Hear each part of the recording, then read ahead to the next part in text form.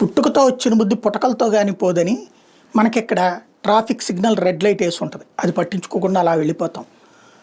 Turn అనేటటువంటిది ఏది right side vehicle, left side system, left side నుంచి వెళ్ళాలి వెహికల్స్, రైట్ సైడ్ వెళ్ళకూడదు.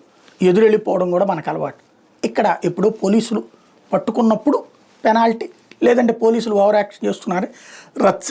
ఇక్కడ నిబంధనలు అన్నది ఉల్లంఘించడానికే అన్నట్టు మన వ్యవహారం ఉంటుంది. ఇది కరెక్ట్ కాదు అన్నటువంటిది తెలుసుకోవాల్సిన సందర్భం ఇప్పుడు అమెరికాకి వెళ్ళిన వాళ్ళకి తెలుస్తుంది.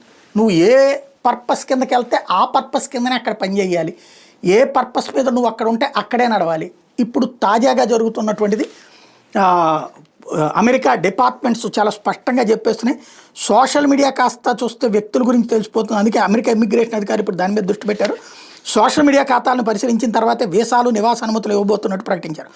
హమాస్, పాలస్తీనా, ఇస్లామిక్ జిహాద్, లెబనాన్కి చెందిన హెజ్బుల్లా, యెమెన్కి చెందిన హౌతీలతో సహా ఉగ్రవాదులుగా అమెరికా వర్గీకరించిన గ్రూపులకు మద్దతుగా సోషల్ మీడియాలో పోస్టులు ఉంటాయి.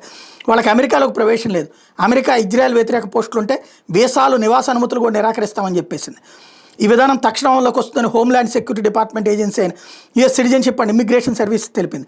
అమెరికాలో ఉండేందుకు పర్మనెంట్ రెసిడెంట్ గ్రీన్ కార్డుల కోసం దరఖాస్తు చేసే వాళ్ళకు కూడా ఇదే వర్తిస్తుందని చెప్పింది. విదేశీ ఉగ్రవాదాన్ని, యాంటీ సెమిటిక్ ఉగ్రవాద సంస్థలు లేదా ఇతర యాంటీ సెమిటిక్ కార్యకలాపాలను సమర్థించడం, ప్రోత్సహించడం లేదా మద్దతు ఇచ్చే ఒక సోషల్ మీడియా కంటెంట్ ఉంటే యుఎస్ ప్రతికూల అంశంగా పరిగణిస్తుందని ఏజెన్సీ తెలిపింది. ప్రపంచంలోని ఉగ్రవాద సానుభూతి పరులకు అమెరికాలో చోటు లేదని డిహెచ్ఎస్ పబ్లిక్ అఫైర్స్ అసిస్టెంట్ ప్రకటించారు. అంటే అక్కడికి వెళ్ళి ఇప్పుడు ఇక్కడ కూర్చుని కమ్యూనిస్టులకు సంబంధించినటువంటి వాళ్ళు వాళ్ళ పిల్లల్ని ఇక్కడేమో పెట్టుబడిదారీ విధానానికి వ్యతిరేకంగా పిల్లలందరూ కార్పొరేట్ కంపెనీల్లో అమెరికాలోనే పనిచేస్తుంటారు.